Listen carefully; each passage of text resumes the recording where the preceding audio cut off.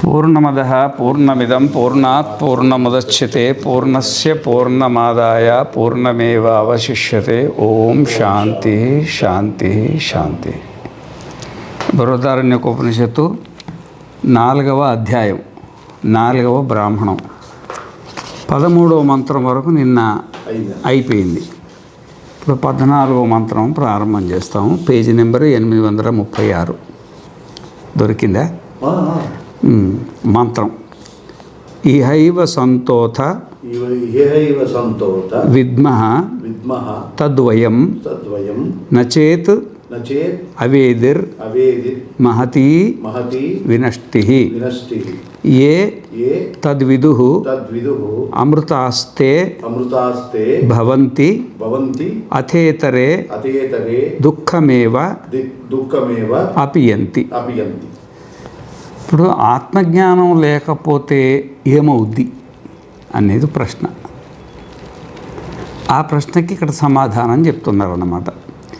ఇహైవ సంతో అంటే ఇక్కడ బ్రతికి ఉండగానే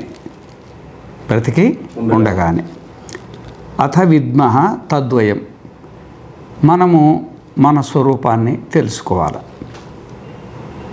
నచేత్ అవేదిర్ ఒకవేళ బతికుండంగా తెలుసుకోలేదనుకో మహతి వినష్టి ఒక గొప్ప నష్టం కలుగుతుంది. మహతి అంటే అన్నిటికంటే గొప్పది. ఇహ చేత్ అని ఎందుకు చెప్పిండంటే ఇప్పుడు మనకు శాస్త్రంలో 14 లోకాలు ఉన్నాయి.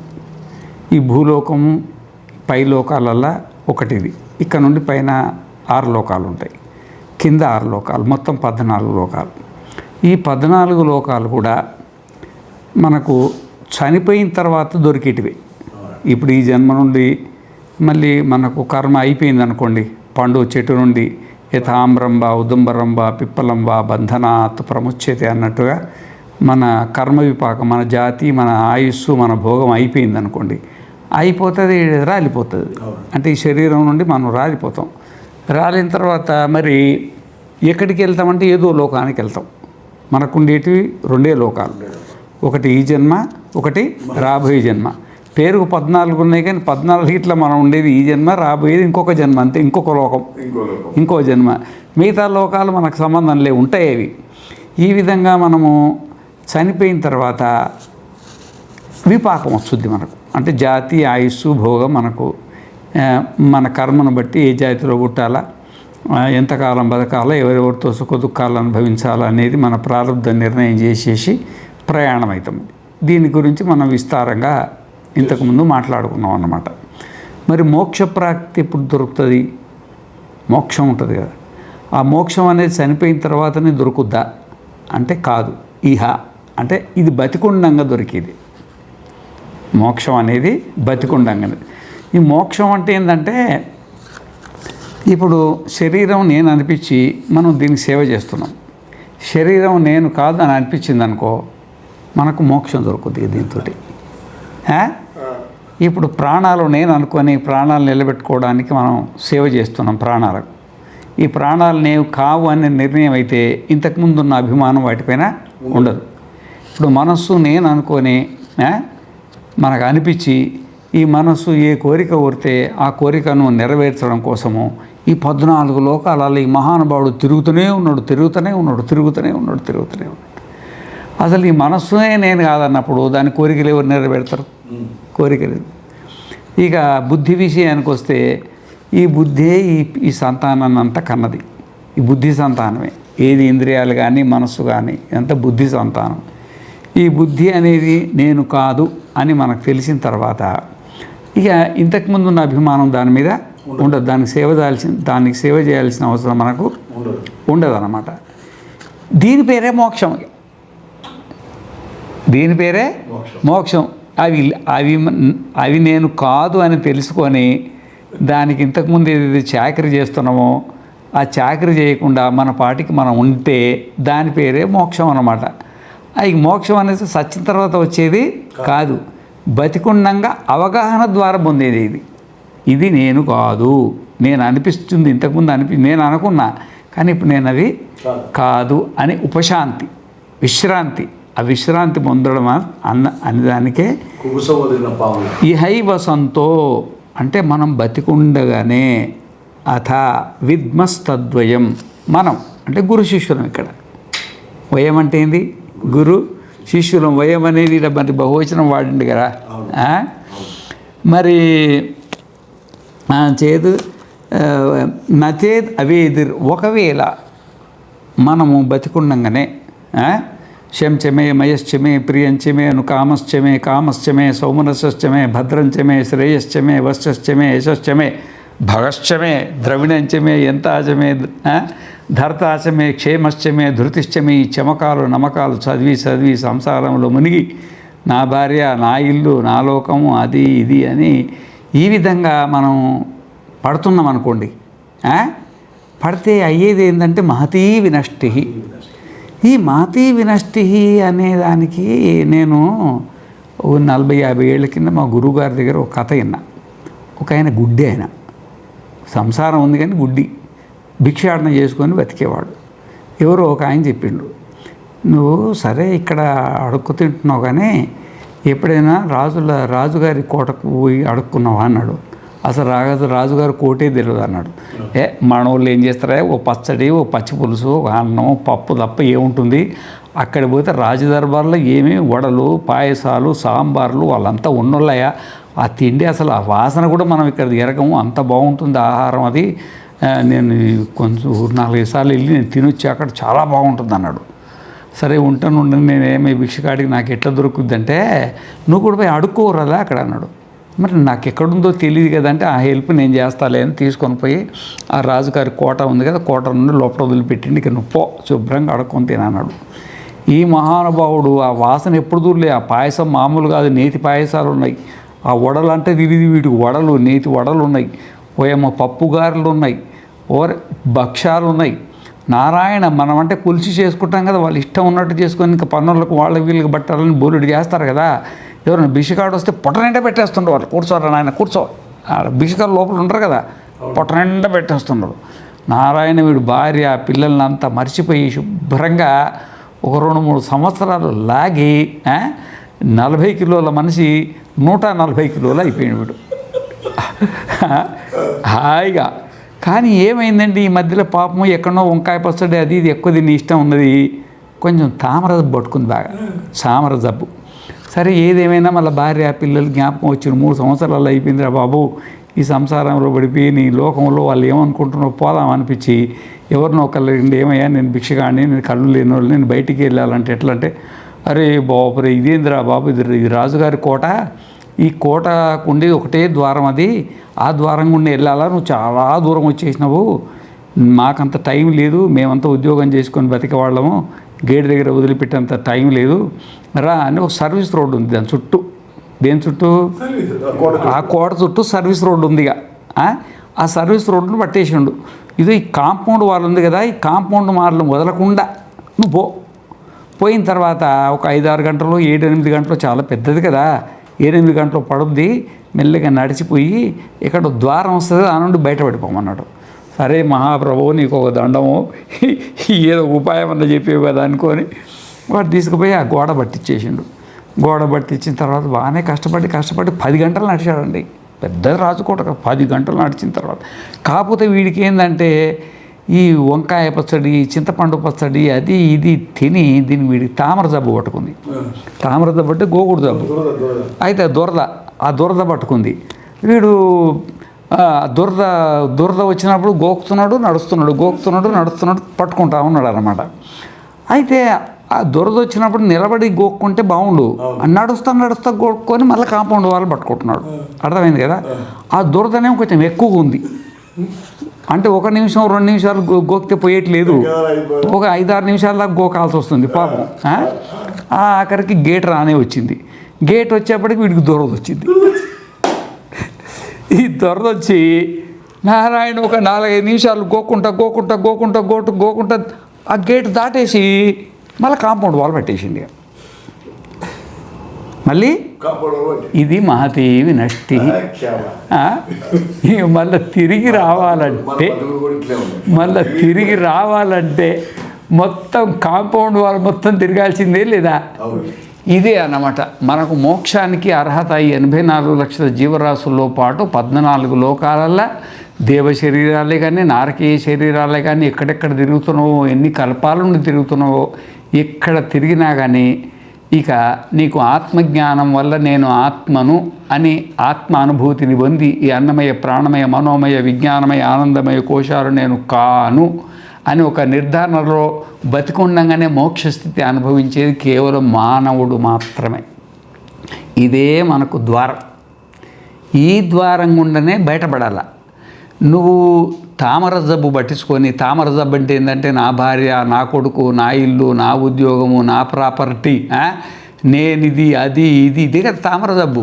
ఈ తామర జబ్బులో పడి నిన్ను నువ్వు మర్చిపోయినావు అనుకోండి, నిన్ను నువ్వు ఆత్మజ్ఞానాన్ని మర్చిపోయి సంసార మార్గాన్ని పట్టుకున్నావు అనుకోండి, దానివల్ల ఏమవుతుందంటే మళ్ళీ ఇంకో గేట్ వస్తుంది. ఈ గేటు దాటి మళ్ళీ ఇంకోటి వస్తుంది. గేట్ వెళ్ళిపోతుంది కదా. ఇక గేట్ వెళ్ళిపోయి ఆత్మ ఇక ఎక్కడ పుడతావో తెలీదు.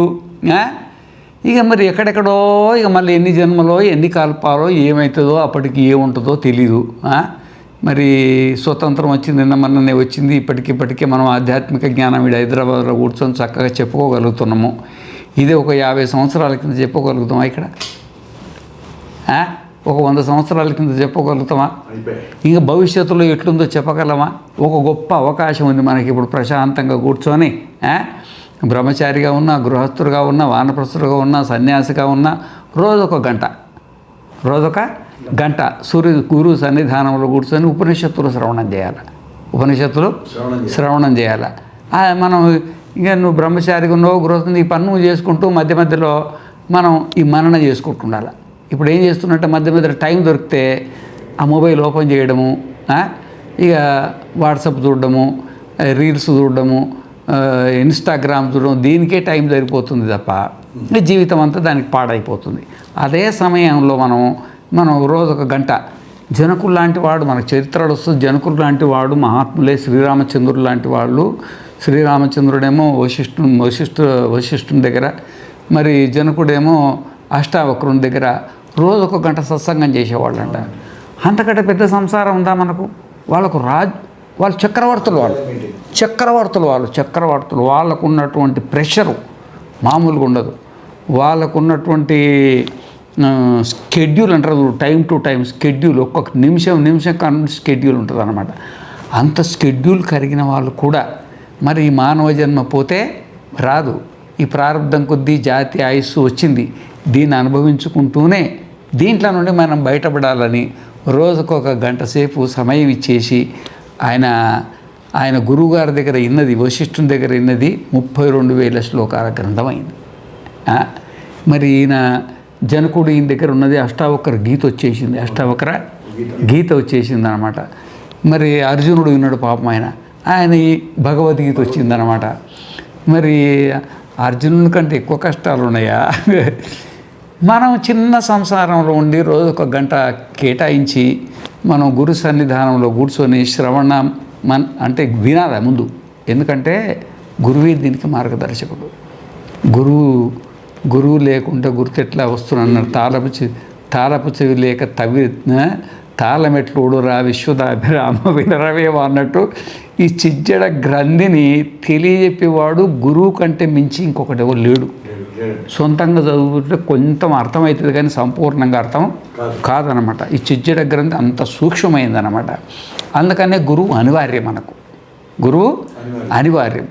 ఆ గురువులు కూడా ఇప్పుడు చాన్కర్ పానీకో జాన్కర్ గురువుకో అన్నాడు. ఏ నీళ్ళు పడితే ఆ నీళ్ళు తాగినామంటే బ్యాక్టీరియా వచ్చేసి వైరస్లు జబ్బులు వస్తాయి. కనబడ్డ గురువులు అనుకుంటే అది కూడా ఇబ్బంది అవుతుంది, కావడానికి అవకాశం ఉంది. కొంచెం జాగ్రత్త గురువులను ఎన్నుకోవాలని చెప్పినట్టుగా మన అదృష్టంగా ఉంటుంది. మంచి గురువు దొరకాలంటే కూడా మనకు అదృష్టం ఉండాలా. ఇప్పుడు ఎట్లుంటుందంటే ఈ పుణ్యం అనేది రూపాయి అనుకో, రూపాయి పుణ్యం అందరికి ఉంటుందా? కొంతమందికి 5 పైసల పుణ్యం ఉంటుంది, కొంతమందికి 10 పైసల పుణ్యం ఉంటుంది, కొంతమందికి పావల పుణ్యం ఉంటుంది, కొంతమంది 30 పావల పుణ్యం ఉంటుంది. ఇప్పుడు 10 పైసల పుణ్యం ఉన్నోడికి రూపాయి గురువు దొరుకుతారా? 5 పైసల గురువే దొరుకుతాడు. 5 పైసల గురువు అంటే ఏంది? 95 పైసలు మోసగాడని. 95 పైసలు మోసగాడని. మన పుణ్యాన్ని బట్టి మనకు గురువు దొరుకుతాడు. అందుకనే మనం పుణ్యాన్ని పెంచుకోవాలి.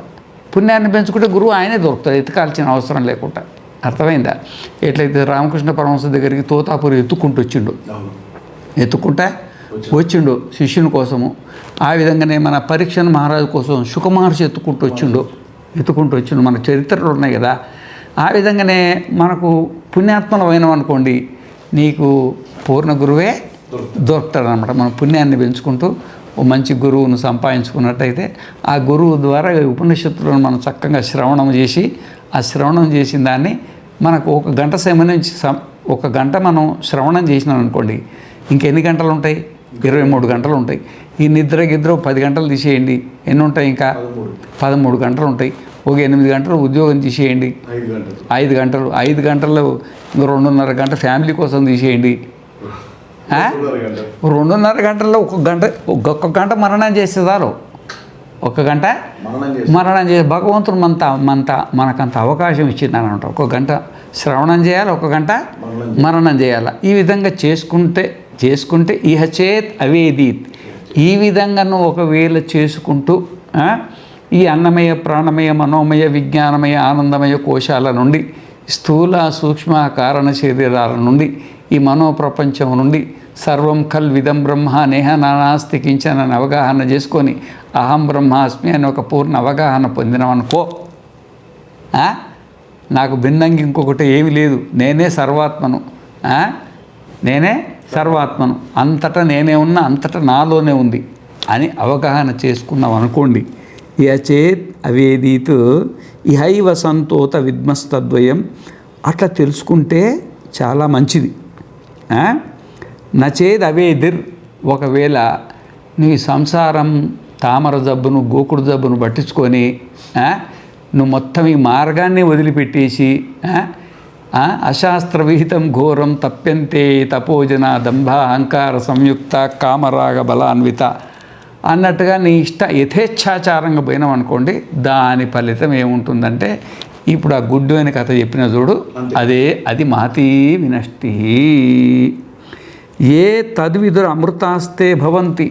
ఎవరైతే ఈ గురువు దగ్గర సన్నిధానంలో చేరి నేను ఆత్మను, ఇదంతా కూడా ఆత్మే, ఈశావాస్యమిదగుం సర్వం యత్కించ జగత్యాం జగత్ అన్నట్టుగా అంత పరమాత్మకు భిన్నంగా ఇంకొకటి ఏం లేదు, నేనే పరమాత్మనని ఏ తద్విదు ఎవరు తెలుసుకుంటారో. ఏ అని ఎందుకు చెప్తుందంటే ప్రపంచంలో చాలామంది ఉన్నారు కదా, ఒకరే సాధన చేయట్లేదు కదా.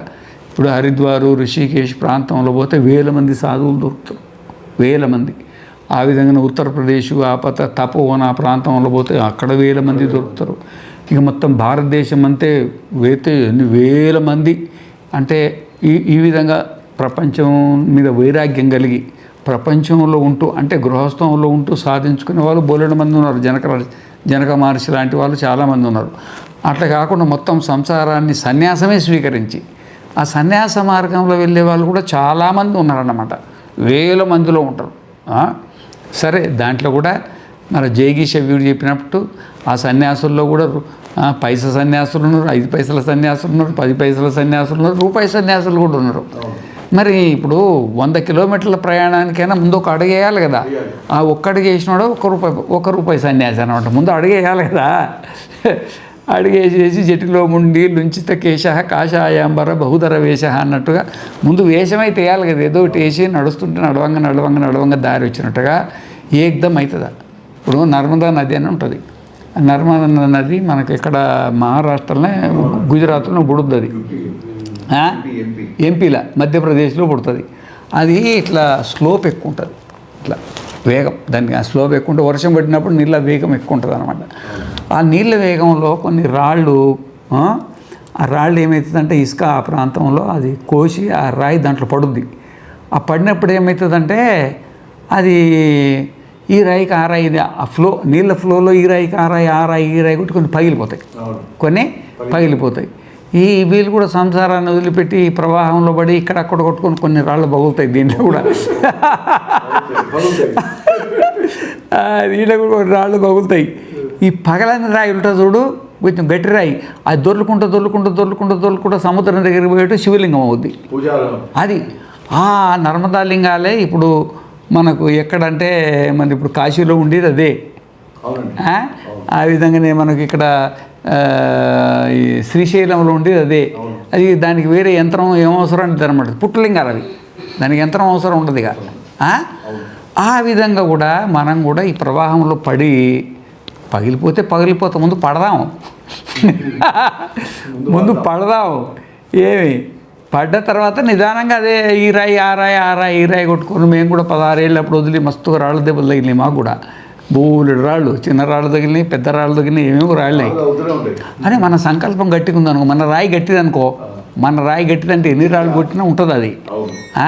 మన సంకల్పం గట్టిదనుకో, మన పుణ్యం గట్టిదనుకో, మన ఈశ్వరానుగ్రహం గట్టిదనుకో, ఎన్ని రాళ్ళు కొట్టినా ఆ రాళ్ళు మనం లింగం అయ్యేది మాత్రం గ్యారంటీ అన్నమాట. ఈ విధంగా ఏ తదు విధు అమృతాస్తే భవంతి. ఇప్పటి వరకు నేను చచ్చిపోతున్నా, నాకు వయసు వచ్చింది, నేను ముసలిని అయిపోయినా, నేను చచ్చిపోతా అంటే శరీరం నేను అనుకోని నాకు చావు ఉన్నదని నిర్ణయం చేసుకున్నవాడు శరీరాన్ని నేను కాదు, నేను చావను. పరీక్షన్ మహారాజు 7 రోజులలో మరి 7 భూమికలు మొత్తం చెప్పేసి అప్పటి వరకు నేను చచ్చిపోతా 7 రోజుల మరి సప్తాహంబున ముక్తిని ఏ విధంగా కలుగని 7 రోజుల్లో నాకు ఎట్లా ముక్తి కలుగుతుందని ఏడ్చిండు. ఆ ఏడ్చినోడు మొత్తం ఆ 7 భూమిక లాస్ట్ వచ్చేప్పటికి అసలు నాకు చావే లేదు, నేను అనవసరంగా ఏడ్చినాను అన్నాడు. మరి 7 రోజుల్లోనే అంటే ఆ జిజ్ఞాస అట్లా ఉన్నది. 7వ రోజుకే నేను శరీరాన్ని కాదని ప్రశాంతంగా శరీరం తన పాటికి తానున్నాడు. ఆ మహానుభావుడు వచ్చి కాటేస్తే ఆ శరీరం కాలిపోయింది, కానీ తాను మాత్రం అమృతుడు అయిపోయింది అనమాట. అది దేని బలం? అది నా కర్మణ నా ప్రజయ నా ధనేన, కేవలం శ్రవణ ఫలితం. అది జిజ్ఞాస ఫలితం. తెలుసుకోవాలని జిజ్ఞాస, సరైన గురువు దొరకడం, అదే సుఖమహర్షి కాకుండా ఇంకొకరు ఏమైనా ఉంటే అయ్యే పని అది అయ్యేది కాదు కదా. అందుకనే తగిన పుణ్యం ఉండి తగిన గురువు దొరికితే ఏ తదు విదుహు అమృతాస్తే భవంతి. వాళ్ళు ఇక్కడ ఉండంగానే అమృతాస్తే భవంతి అంటే జీవన్ముక్తులుగా ఉండి నేను చనిపోయేవాడిని కాను, నాకు మరణమే లేదు, మరణించే వస్తువే లేదు. సర్వం ఖల్విదం బ్రహ్మ అన్నప్పుడు మరణించేదే ఉంది? అసలు పాము ఉంటే కదా చచ్చిపోతుంది. పాము ఉంటే కదా, తాడు ఉంది, ఆ తాడు ఏదో దారిలో పడిపోయింది, ఆ మంద చీకట్లా పాము లెక్క అనిపించింది. అందరు భయపడిపోయినారు, పాము ఎందుకంటే ఊరి దగ్గర ఉంది, ఏ పిల్లోని కాటేస్తుంది, దారిలో వచ్చేవాళ్ళు పోయేవాళ్ళు భయం ఉంటుంది కదా.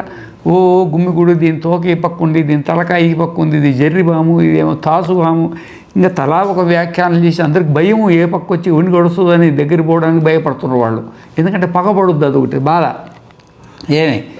ఎవరో ఓ పెద్ద మనిషి టార్చ్ లైట్ తీసుకొచ్చిందంట.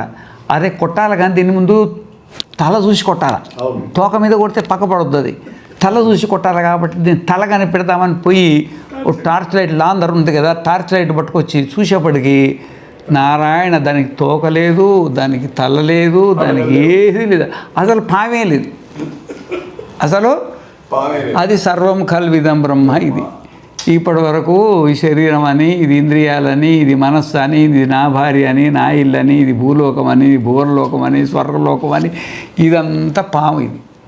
ఇదంతా పాము. ఇది అనుకొని మనం ఈ సంసారం ఏగుతున్నాం అన్నమాట. ఇది ఏది కాదు, ఉండేది నేను తప్ప ఇంకొకటి ఏది లేదు అని తెలుసుకుంటే అమృతాస్తే భవంతి. అథేతరే, ఇక ఈ మార్గాన్ని సంపూర్ణంగా వదిలిపెట్టి అవకాశం ఉన్న 24 గంటలు ఏం చేస్తారండి?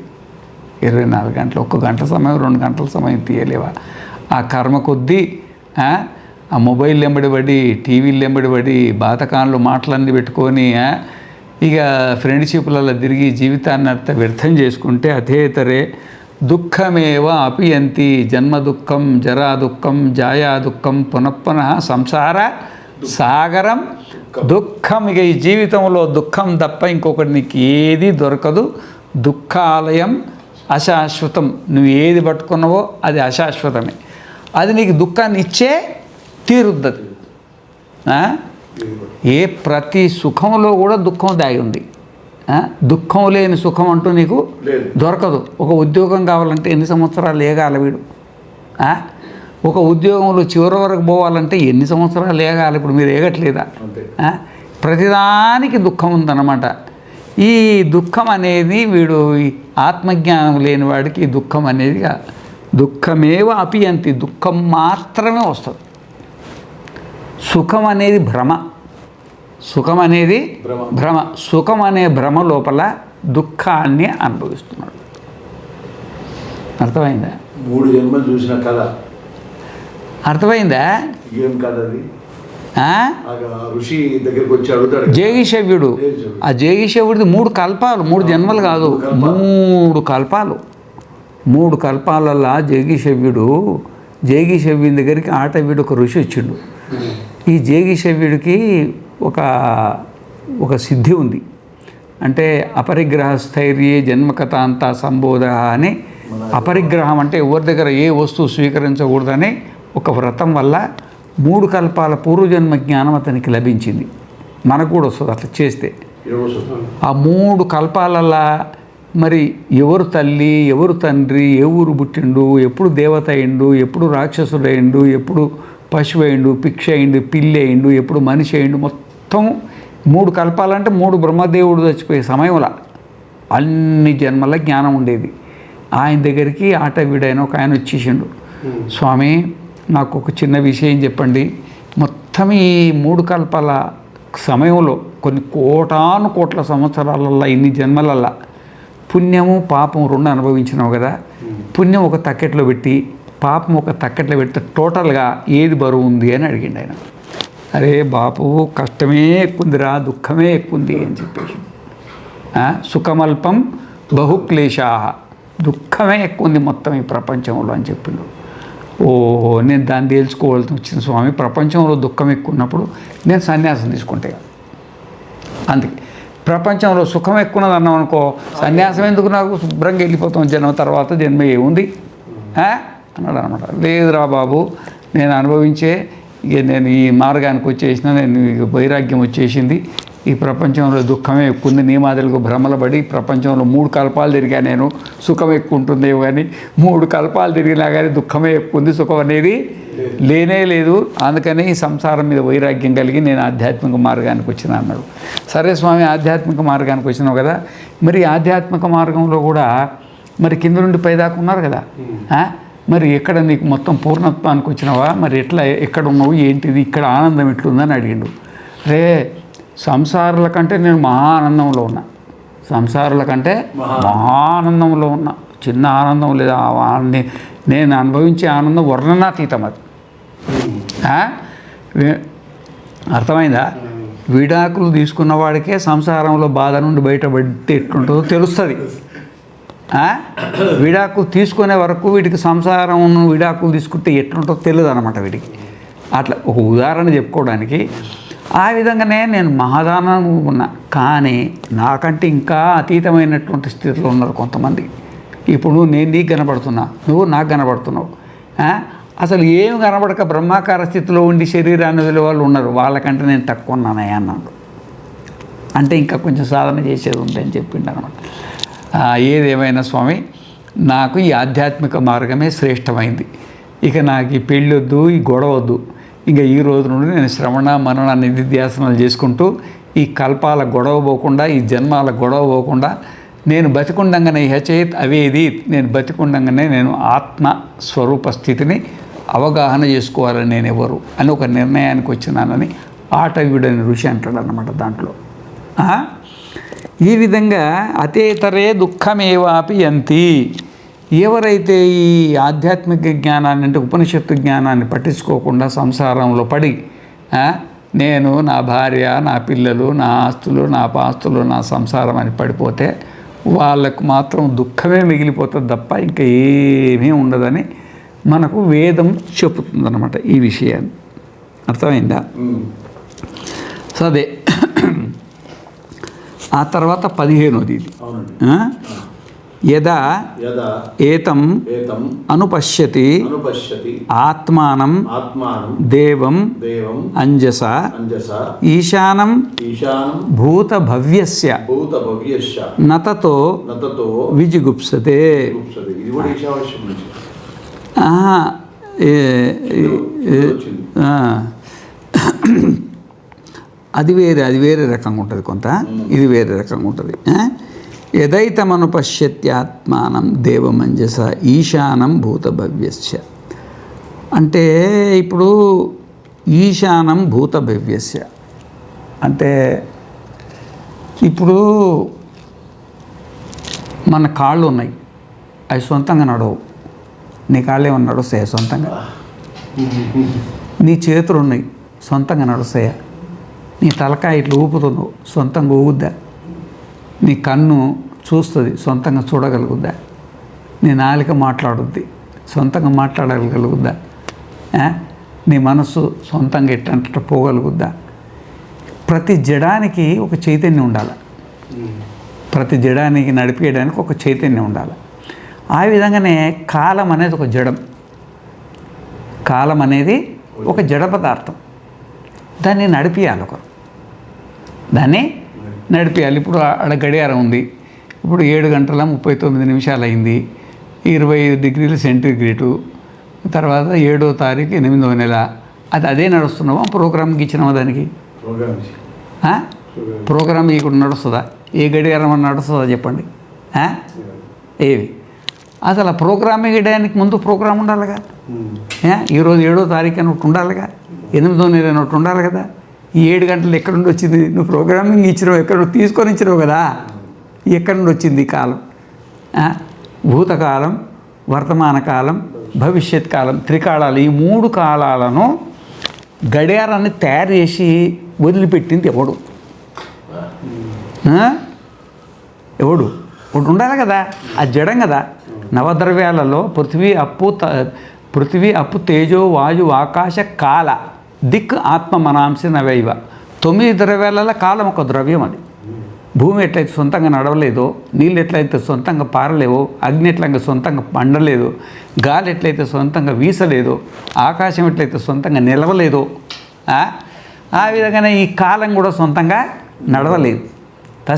ఏతస్య అక్షరస్య ప్రశాసనే గారికి నిమేష ముహూర్త అహోరాత్రాన్ని అర్ధమాస మాస ఋతవ సంవత్సరా ఇది విధృతా తిష్టంతే. అక్షర బ్రాహ్మణంలో చెప్తుంది. ఏతస్య అక్షరస్య ప్రశాసన. అక్షరం ఎవరంటే మనమే. అక్షరం ఎవరు? మనమే. మన ప్రశాసనంలోనే అంటే మనమే దానికి ప్రోగ్రామింగ్ ఇచ్చింది. కాలం ఇట్రా, ఓ సంవత్సరం తయారుగా, సంవత్సరం తర్వాత ఆయనాలుగా తయారుగా. మన భయం చేతనే, అంటే మన అనుశాసనం చూతనే అది సంవత్సరాలైంది, ఆయనాలైంది, ఆ తర్వాత ఋసులైంది, ఆ తర్వాత మాసాలైంది, ఆ తర్వాత పక్షాలైంది, ఆ తర్వాత వారాలైంది, ఆ తర్వాత దినాలైంది, దినాల తర్వాత గంటలైంది, గంటల తర్వాత గడియలైంది, గడియల తర్వాత నిమిషాలైంది, నిమిషం తర్వాత మళ్ళీ దాంట్లో ఇంకా వేరే జ్యోతిష్ శాస్త్రం సంబంధంగా చాలా ఇంకా చిన్న పిల్లకలు ఉన్నాయి. దాంట్లో ఏమి జుట్టులో ఎన్ని పిల్లకలు కలిసి జుట్టు అవుతుంది అట్లుందనమాట. నిమిషంలో కూడా వ్యవహారం ఉంది, అది జుట్టు లాంటిది, దాంట్లో ఎంటికలు ఉంటాయి మళ్ళీ. అర్థమైందా? మరి అది కాలం అనేది ఎట్లా విభాగమైంది? అది తనంతట తాను చేసుకుంటుంది. అది ఇప్పుడు ఆ గడియారమే తనంతట తాను తిరిగాక ఓ చిప్పులో మనం ప్రోగ్రామింగ్ చేసినామే. ఇంత పెద్ద కాలం. ఈరోజు ఏ వారం? ఈరోజు బుధవారం. ఎవరిచ్చింది నీకు బుధవారం? బుధవారము మీ అమ్మ తయారు చేసిందా, మీ నాయన తయారు చేసిందా, మీ అక్క తయారు చేసిందా, ఏమన్నా దేశానికి రాష్ట్రపతి తయారు చేసిందా? ఎవరి ప్రపంచంలో ఎవరు తయారు చేసింది చెప్పండి? ఎవరు తయారు చేసిండు? ఇప్పుడు సూర్యోదయం ఎన్ని గంటలకంటే అన్ని గంటలకే కావాలా, అమావాస్య ఇప్పుడంటే ఇప్పుడే రావాలా, పౌర్ణమి ఇప్పుడంటే ఇప్పుడే రావాలా. ఈ పద్ధతి అంటే ఎట్లా తయారైంది అది? ఏతస్య అక్షరస్య ప్రశాసనే గారికి. అయ్యా అదే ఆత్మ. నిమేష ముహూర్త అహోరాత్రాన్ని అర్ధమాస మాస ఋతవ సంవత్సరా ఇది విధృతా తిష్టంతే. నిలబడి ఉన్నాయి. ఇప్పుడు గడియారం ఆగిపోతే ఏం చేస్తావు? కాలం ఆగిపోయింది అనుకో, గోవింద సృష్టి పోతుంది మొత్తం. కాలో జగద్భక్షక అంటాడు. కాలో జగద్భక్షి. ప్రపంచం చచ్చిపోయిన వాళ్ళంతా దేనికి అధీనులై చచ్చిండ్రు? కాలానికి అధీనులైపోయి. కాలో జగద్భక్షక. మరి ఇక్కడ ఈశానం భూత భవ్యస్య, నువ్వు ఎవరిని అనుకుంటున్నావు అయ్యా బాబు? నువ్వు ఈశానుడివి. నువ్వు ఈశానుడివి. ఏదో నీ కాళ్ళు నీ చేతిలో ఉన్నాయి, నీ చేతులు నీ చేతిలో ఉన్నాయి, నీ కళ్ళు నీ చేతిలో ఉన్నాయి, నీ నోరు నీ చేతిలో ఉంది, నీ మనస్సు నీ చేతిలో ఉంది అనుకుంటున్నావు కదా. ఇంతవరకే కాదు, కాలం కూడా నీ చేతిలోనే ఉందని చెప్తుండ్రు. కాలం కూడా, ఈ కాలం ఏది? 14 లోకాల కాలం. ఇట్లాంటి 14 లోకాలు ఎన్ని సెట్లు ఉన్నాయి? అన్నిటికీ కాలం. ఆ కాలాలకు నువ్వే కాలకాలుడివి. భయాదస్యాగ్నిస్తపతి, భయాత్ తపతి సూర్య, భయాద్ వాయుశ్చ, మృత్యు అంటే కాలం, మృత్యుర్ధావతి పంచమః. అంతా ఆ విషయం నువ్వు తెలుసుకోవాలయ్యా. అట్లా తెలుసుకున్నవాడు ఈశానం భూత భవ్యస్య. మరి దేవం అంజస, దేవం అంజస అర్థమైందా? అంటే అంజస అంటే సాక్షాత్. నేను సాక్షాత్తు పరమాత్మ. నేనే సాక్షాత్తు పరమాత్మ. నేనే. నీ పేరేంటి ఇప్పుడు? దినేష్. చూసినవా నువ్వు ఎంత పెద్ద పరమాత్మవు, ఎంత వైపోయినావు? ఎంత పెద్ద పరమాత్మవు నువ్వు. సాక్షాత్తు పరమాత్మవు. ఆ పరమాత్మత్వాన్ని వదిలిపెట్టేసి ఆ 14 లోకాలకు ఆధిపత్యము, 14 లోకాల సృష్టికర్త, స్థితికర్త, లయకర్త, ప్రజాపతులంతా నీలో అధ్యస్థమైన పరమాత్మవు నువ్వెవరంటే నేను 5 పీట్ల దినేషును అంటివి. ఇది ఇంతకంటే పెద్ద దీనావస్థ, హీనావస్థ సృష్టిలో ఎక్కడైనా ఉంటుందా ఇంకా? దేవం అంజస సాక్షాత్ పరమాత్మానం. పరమాత్మ ఎవరంటే ఆత్మానం. నేనే సాక్షాత్తు ఈ 14 లోకాలకు అధిపతిని. నేనే సాక్షాత్తు పరమాత్మను. ఇట్లా దేవం అంటే ఏంటంటే దానికి తాత్పర్యం ఏంటంటే ఆత్మానం. ఆత్మ అంటే ఇప్పుడు నువ్వు ఏమనుకుంటావు అంటే ఈ శరీరానికి నువ్వు ఆత్మ అనుకుంటావు కదా. నీ కళ్ళకు మీరు ఆత్మ, మీ చెవులకు మీరు ఆత్మ. యా చక్షుశిష్టం చక్షుషో అంతరో ఎం చక్షుర్నవేద ఎస్య చక్షు శరీరం యా చక్షుషో అంతరో యమయతి ఏషత ఆత్మ అంతర్యామి మృత. కన్నుకు నువ్వు ఆత్మవు, నీ కన్నుకు నువ్వు ఆత్మవు, నీ ముక్కుకు నువ్వు ఆత్మవు, నీ నాలుకకు నువ్వు ఆత్మవు, నీ చెవుకు నువ్వు ఆత్మవు, నీ కాళ్ళకు నువ్వు ఆత్మవు, నీ చేతికి నువ్వు ఆత్మవు, నీ గుండెకు నువ్వు ఆత్మవు, నీ మనస్సుకు నువ్వు ఆత్మవు, నీ బుద్ధికి నువ్వు ఆత్మవు. అంతేకాదయ్యా సృష్టికే ఆత్మ అని చెప్తాను. సృష్టికే ఆత్మ. అది మొత్తం సృష్టికే ఆత్మ. ఇప్పుడు ఆ పాముకు ఆత్మ ఏది? తాడే కదా. పాముకు ఆత్మ ఏది? తాడు. నీ జాగ్రత్త, నీ స్వప్న సుషుప్తి, నీ తాడుకు ఆత్మ ఎవరు? మీరే, నేనే, ఒకటే ఉండేది. అంతే. జాగ్రత్త, స్వప్న సుషుప్తి నేనే. తాడు మీద సర్పాన్ని ఏ విధంగా ఆభాసిస్తున్నానో నా మీద ఇవన్నీ వచ్చినాయి తెలియక. కానీ ఆ స్వరూప జ్ఞానం లేనందుకు అది తాండవించేసింది. అది బ్రహ్మవశాత్తు తాండవించేసింది అన్నమాట. కనబడుతున్నాయి అన్నమాట. దేవం అంటే ఏంటంటే భూమికి ఆత్మ, నీళ్ళకి ఆత్మ, అగ్నికి ఆత్మ, గాలికి ఆత్మ, ఆకాశానికి ఆత్మ, చంద్రుడికి ఆత్మ, సూర్యుడికి ఆత్మ, దేవలోకానికి ఆత్మ, అన్ని లోకాలకు అంతా ఆత్మ, జ్ఞానేంద్రియాలకు ఆత్మ. ఆత్మ లేకపోతే ఇది బతకదు. ఆత్మ లేకపోతే బతకదు. ఇప్పుడు ఒక చెట్టు ఉందనుకోండి, చెట్టుకు ఒక ఆకు ఉందనుకోండి, ఆకుకు ఆత్మ ఉందా లేదా? ఉంది. ఎట్లా తెలుసు నీకు? అది పచ్చగా ఉంది. దాన్ని కట్ చేయి, కింద పడి, దానికి ఏమైంది మరి? ఆత్మకు దూరం అయింది. అది ఆత్మకు అట్లా. ఆ విధంగా ఒక కొమ్మ నుంచేయి, దానికి ఆత్మ దూరమై ఎండిపోతుంది. ఓ పెద్ద కొమ్మని ఎర్రగొట్టు, ఆత్మకు మొదల్దాకా ఎర్రగొట్టు, ఎరగకపోతే మొదలంటే ఎండిపోతుంది. ఎందుకంటే అవన్నీ ఆత్మకు దూరం అయిపోయినాయి. కానీ మొదలు మళ్ళీ ఎగురు పెడుతుంది. ఎందుకంటే దాంట్లో ఆత్మ ఉంది, దానికి ఆత్మకు దూరం అయినాయి అనమాట. ఆత్మ లేకపోతే ఒక ఆకు బతకదు, ఒక కొమ్మ బతకదు, ఒక రెమ్మ బతకదు, ఒక పువ్వు బతకదు, ఒక కాయ బతకదు, ఏది బతకదు సృష్టిలో. ఆత్మ లేకపోతే ఈ చిటకనేది బతకదు, పెద్దనేది బతకదు, చెయ్యి బతకదు. చెవు గతిరించి పక్కన పడి దెబ్బకు మురిగిపోద్ది, పక్కన పడి మురిగిపోద్ది అన్నమాట. ఈ శరీరంలో ఎన్ని కణాలు ఉన్నాయో అన్ని కణాలకు కూడా ఆత్మ ఉంది. ప్రతి కణానికి ఆత్మ ఉందన్నమాట. సృష్టిలో ఆత్మ లేని పదార్థం అంటూ ఏది లేదు. ఆ ఆత్మ ఎవరు? నేనే. అది దేవం అంటే సర్వాత్మని దేవం. ఏదైతం అనుపశ్యతి, ఈడ చెప్పిండు. అంటే గురువు సన్నిధానంలో కూర్చొని గురువును అనుసరిస్తూ ఎందుకంటే ఈ ప్రపంచంలో ప్రపంచ జ్ఞానానికి కూడా గురువు ఉండాలి కదయ్యా. ఇక మేమైతే చిన్న ఉన్నప్పుడు మాకు మా తండ్రి గారి పాతకాలంలో కట్టె పలకలు ఉండేటివి. చెక్క పలకలు చెక్కలు చేసి పలసన ఉండేసి దానికి ఒకటి రంధ్రం పెట్టి దారం కట్టేసి పెట్టేసి మేము చిక్కుడు ఆకు ఉంటుంది కదా, ఆ చిక్కుడు ఆకు బొగ్గేసి దంచి దానికంత పూసి ఆ బలకాలు తీసుకుపోతే ఊ అని దాని మీద రాయి పెట్టేది అనమాట. మళ్ళీ రాయి పెట్టిన తర్వాత ఏదేదో అక్కడి నుండి చదువు మొదలు పెడితే అది ప్రపంచానికి సంబంధించింది. మళ్ళీ ప్రపంచానికి సంబంధించింది.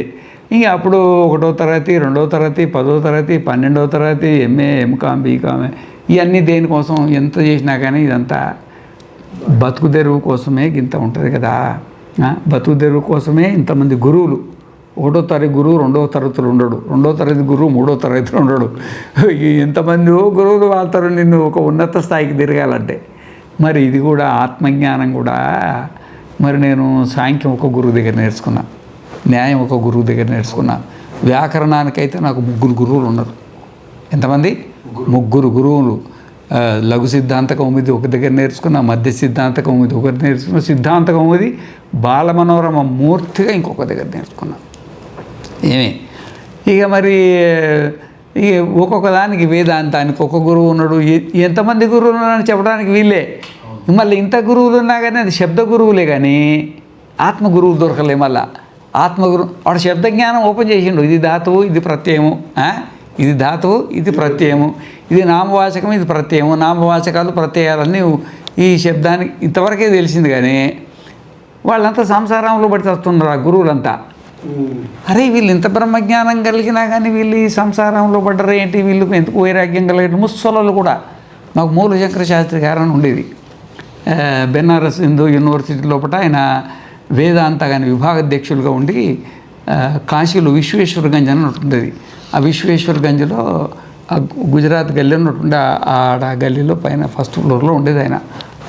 దగ్గర 80 ఏండ్లకు ఉంటాయి. ఏ పుస్తకం చూడకుండా చెప్పేవాడు. ఇప్పుడు నేను బృహదారణ్యకేశం ఎట్లా చెప్తా టకా మంత్రాలని చూడకుండా చెప్పేవాడు. మంత్రాలని అంతా చెప్పేవాడు. కానీ అది సన్యాసం తీసుకోవాలని బుద్ధిపుట్లే, ఏం సందేహం లేకుండా. ఇప్పుడు యోగ దర్శనం ఉంది, భాష ఉందంతా ఆయన దగ్గర నేర్చుకున్నా. ఎంత స్పష్టంగా చెప్పేదంతా అంత స్పష్టంగా మిమ్మల్ని కళ్ళతో చూస్తే ఎంత స్పష్టంగా చూడగలుగుతున్నానో ఆ మంత్రాలకు, ఆ భాష్యాలకు, ఆ సూత్రాలకు అంత స్పష్టంగా మాకు అవగాహన కలిగించేవాడు. ఎదురుగా సాక్షాత్కారం కలిగింది అనేది. ఆయనకైతే రోజు నమస్కారం చేసేది, ఇంత పెద్ద మహావిద్వాంసులని. కానీ ప్రపంచం మీద వైరాగ్యం లేదు. ప్రపంచం మీద వైరాగ్యం లేదు. అక్షరజ్ఞానం ఉంది, ఆత్మజ్ఞానం లేదు.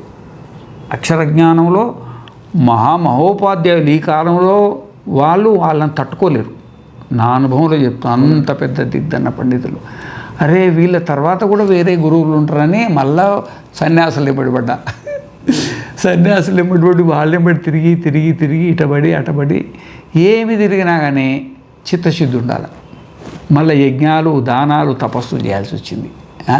ఎన్ని యజ్ఞాలు, ఇప్పుడు 537 యజ్ఞాలు అయిపోయినాయి. ఎన్ని కోట్ల కొద్ది ఖర్చులు పెట్టి యజ్ఞాలు చేసి, దానాలు చేసి, తపస్సు అంటే సన్యాసికి ఏంటంటే మనం ఏ కోరిక లేకుండా అంటే నిస్వార్థంగా సేవ చేస్తుంది. నిస్వార్థంగా సేవనే తపస్సు. నిస్వార్థంగా సేవనే దానం. ఇక ఏదో ఇట్లా చేసుకుంటూ పోతే అది అనుపశ్యతి. అది అనుపశ్యతి అన్నమాట. దీని తర్వాత మంత్రం వస్తుంది, మామూలు మంత్రాలు. దీని తర్వాత వచ్చే మంత్రాలు ఉంటాయి. అది అణుబాంబులు ఉంటాయి అన్నమాట. అణుబాంబులు లాంటి మంత్రాలు ఉంటాయి. దీని ముందు వచ్చేటివి దాంట్లో మొత్తం ఉడబోసి చెప్పేస్తారు అనమాట. వ్యవహారం అంటే ఏంటిది, మనం ఇంత చదువుతున్న మనకు ఆత్మజ్ఞానం ఎందుకు కలగట్లేదనే రహస్యం ముందున్నది. ఇన్ని గ్రంథాలను చదువుతున్నాం, మరి ఆత్మజ్ఞానం కలగాలి కదా, కలగట్లేదు కదా. ఏ లోపం వల్ల? ఈ కంట్లో అన్నీ మందులు బాగానే వేస్తున్నావు, ఈ డ్రాపు ఆ డ్రాపు ఇవన్నీ మందులు ఆ మందులన్నీ బాగానే వేస్తున్నావు, కానీ కనబడి చావట్లేదుగా. కంటికి ఏదో రోగం ఉంది, మందులన్నీ వేస్తున్నావు కానీ కనబడట్లే, ఇంకేదో ఉంది, ఇంకేదో చికిత్స అనేది మిగిలిపోయింది కదా అని ఇవన్నీ రహస్యాలు ఉంటాయన్నమాట. ఊరికనే వేదాంత గ్రంథం చదివినంత మాత్రాన ఆత్మజ్ఞానం కలుగుతాం అనేది అది కేవలం భ్రమ మాత్రమే.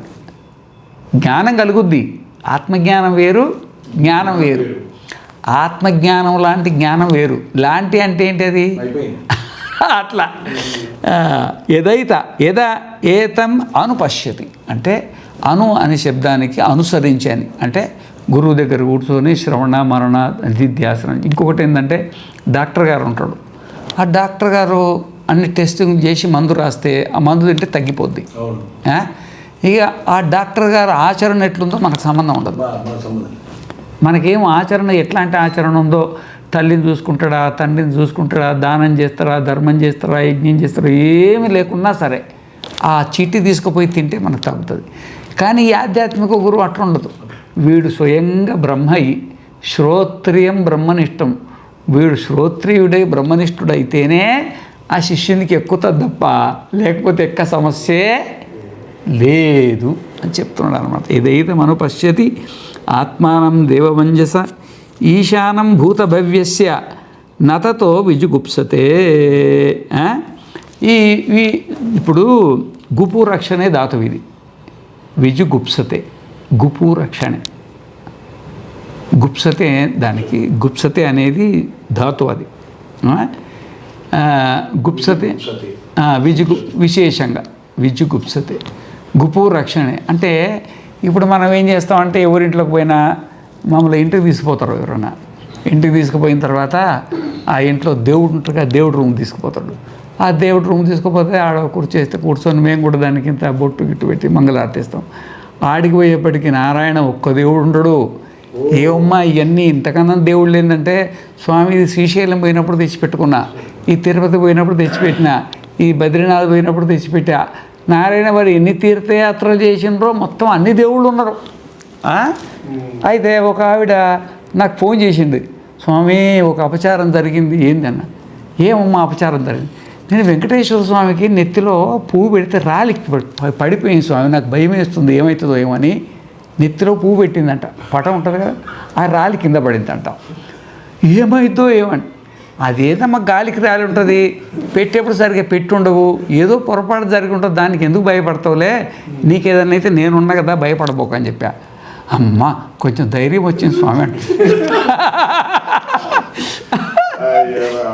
ఇక నారాయణ ఇప్పుడు మొత్తము దైవ రక్షణలో ఉన్నారు అందరూ. దైవ రక్షణలో ఆ దేవుడు ఎన్ని రకాలు ఉన్నారంటే వాళ్ళ ఇంట్లో ఎన్ని దేవుళ్ళు ఉన్నాయో అంత దేవుళ్ళ లక్షణలు ఉన్నాయన్నమాట. ఈ దేవుడు కాకపోతే ఆ దేవుడిని, ఆ దేవుడిని కాకపోతే 24 గంటలు ఈ ప్రపంచం వాళ్ళంతా దేవుణ్ణి ఆశ్రయించే ఉన్నారన్నమాట. దేవుణ్ణి ఆశ్రయించే ఉన్నారు. జాగ్రత్త అవస్థల, స్వప్నావస్థల, సుషుప్తి అవస్థల, ఇక ఏది మర్చిపోవద్దు. ధూపము దీపము నైవేద్యం ఆ దేవుడే మాకు రక్ష, ఆ దేవుణ్ణే జాగ్రత్తగా కొలవాలా అనే నియమం ప్రకారంగా గుళ్ళకు పోయేది, నియమం ప్రకారంగా కొబ్బరికాయలు కొట్టేది, నియమం ప్రకారంగా వ్రతాలు ఉండేది, నియమం ప్రకారంగా. ఎందుకంటే ఆయన రక్షిస్తాడని, ఆయన రక్షిస్తాడని. మరి దేవుణ్ణి కూడా మనం ఎందుకు కొలుస్తాం? ఎందుకు ఆయన ఎందుకు కొలుస్తాం? రక్షిస్తారనే కదా, రక్షిస్తారనే కదా. మనం పూజ పెట్టుకుంటాం, పూజ పెట్టుకున్న తర్వాత సంకల్పం చెప్తాము. ఆ సంకల్పంలో ఏం చెప్తాం? నువ్వు బాగుండు, నీ భార్య బాగుండు, నీ పిల్లలు బాగుండు అని చెప్తామా? శుభాభ్యాం శోభరమూర్తే శ్రీ మహావిష్ణురాజ్ఞ ప్రవర్తమానస్య ఆద్య బ్రహ్మణ అముక గోత్ర అముక సూత్ర అని అన్నీ చెప్పేసి ధన కనక డబ్బు చాలదు డబ్బు తెచ్చిపెట్టు, బంగారం చాలదు బంగారం తెచ్చిపెట్టు, వస్తువులు చాలే వస్తువులు తెచ్చిపెట్టు, వాహనం చిన్నగా ఉంది పెద్ద వాహనం తెచ్చిపెట్టు, ఇంట్లో పన్నోడు సరిగా ఉండలేడు కొంచెం ఉండేట్టు చెయ్యి. నారాయణ ఇక మొత్తం అనమాట ఈ దైవరక్షణలో బతుకుతున్నారన్నమాట. కానీ ఆత్మజ్ఞాని మాత్రము అసలు దైవరక్షణ వాడికి అవసరం, తానే దైవం అయిపోయారు. దైవానికి దైవం, మళ్ళీ దైవానికి దైవం. నా తతో విజుగుప్సతే. అసలు దైవరక్షణ కోరడు. ఎందుకంటే తనంగా భిన్నంగా దైవం ఉంటే కదా కోరడానికి. ఇంకొకటి జుగుప్స అనే దానికి, జుగుప్స అంటే ఎట్లుంటుందంటే ఒక అసూయ. జుగుప్స అంటే ఒక అసూయ. శంకరాచార్యుల వారి దగ్గరికి ఒక ఆయన చండాలుడు వస్తే హే పో పో పో పో శంకరాచార్యులు వస్తున్నారు, కొంచెం దూరంగా జరుగు అన్నారు కదా, దాన్ని జుగుప్స అంటారు. ఆయన ఏమంటారు? జుగుప్స అంటారు. జరుగు అంటాడు. ఈయన అన్నాడు, జరగమంటారా ఏ బాబు, భూమి నుండి భూమి జరగాల, నీళ్ళ నుండి నీళ్ళు జరగాల, అగ్ని నుండి అగ్ని జరగాల, గాలి నుండి గాలి జరగాల, ఆకాశం నుండి ఆకాశం జరగాల, దేంట్లో నుండి ఏది జరగాలనో చెప్పబోయా అన్నాడు. హరేంద్ర బాబు పెద్ద బాంబు వేసినట్టు అయింది. చండాలోస్తు మమ ద్విజోస్తానికి మళ్ళీ పెద్ద మనిషి ఆ పంచకమే రాసి ఆయనకు దండం పెట్టి పక్కకి వెళ్ళిపోయింది అనమాట. జుగుప్స అంటే అసహించుకోవడం అనమాట. ఆత్మజ్ఞాన్ని అసహించుకోవడం అంటే, ఎందుకంటే తనకంటే భిన్నంగా ఉంటే అసహించుకోవడానికి 2 అర్థాలు ఉంటాయి. భగవంతుడి రక్షణ పొందడు, ఇంకొక ప్రాణిని విసిగించుకోవడం అనమాట. ఎందుకంటే తనకంటే భిన్నంగా లేడు కదా అని ఈ విధంగా అభేద దర్శనం అన్నమాట. పూర్ణమద పూర్ణమిదం పూర్ణాత్ పూర్ణముదచ్యతే పూర్ణస్య పూర్ణమాదాయ పూర్ణమేవావశిష్యతే. ఓం శాంతి శాంతి శాంతి. నారాయణ.